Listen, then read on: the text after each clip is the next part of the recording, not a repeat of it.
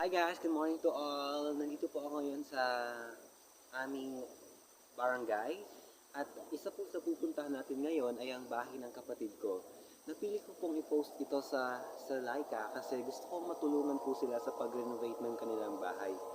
At siya po yung napili ko. Ang bahay po nila yung napili ko kasi nakakaawa po talaga sila. So, ayan po.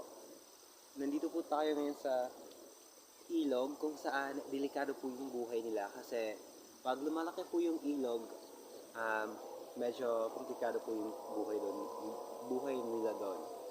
And tara, puntahan po natin sila. And guys, here we go na. Nandito na tayo at nakakarating na tayo dito. At ganito po yung daan dito. Ito po yung daan papunta doon sa kanilang sitio.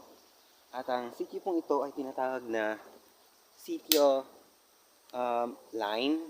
Guys, ang bahay dito is na straight talaga siya into line. Ayan po yung daan. Mahuhulog ka po doon pag hindi ka nag-ingat. Ayan. Ito po yung daan nila. Pupunta doon. At finally, here we are. Ito po yung sitio nila. Ayan.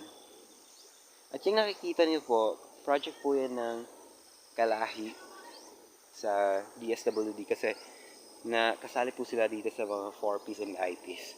So tara, puntahan po natin sila ngayon. At papunta na po tayo ngayon kung saan po yung bahay ng ate ko doon. At tara, samahan niyo. Ito po yung itsura ng line. Dati kasi yung bahay dito na straight dyan, may bahay pa dyan papunta doon. Yung nag-iba pong bahay kasi natatakot po sila na baka mahulog dun sa tubig. Kaya lumipat na lang po dito sa yan po. Yan yung bahay na nakatarik doon dati. And here we go. Ito po yung bahay ng ate ko. Ito po yung mga pamangkin ko. Nandito po sila. Ayan. Si Otto. Ito po ang takaran ka. Si Rosel at si Rosalina. At eto po yung bahay nilang gusto kong ipa-renovate.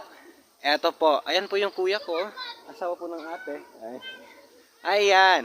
Eto po yung bahay nila at gusto ko pong ipa-renovate ito gamit ang like nyo. Kaya sana matulungan nyo po ako. Ayan. At ngayon puntahan po natin yung kaloob-looban dito kung saan po sila natutulog. Eto po yung guest room nila. Kung may mga bisita po sila, dito po sila mag-uusap dyan. Pero, ang pinaka po talaga ngayon dito ay yung loob ng bahay nila. Eto po. Tingnan po yung ginoo ko. Andito po yung mesa. Ayan. At pupuntahan po natin ngayon yung kitchen kung saan sila nagluluto ng pagkain nila. Andito po yung kusina, ayan. Ito yung pinaglulutuan nila, abuhan. Dito po yung mga plato, tsaka yung mga malinis. Wala po kasi kami mga lalagyan ng plato, so ito po yung gamit po yung kahoy dito, ayan. So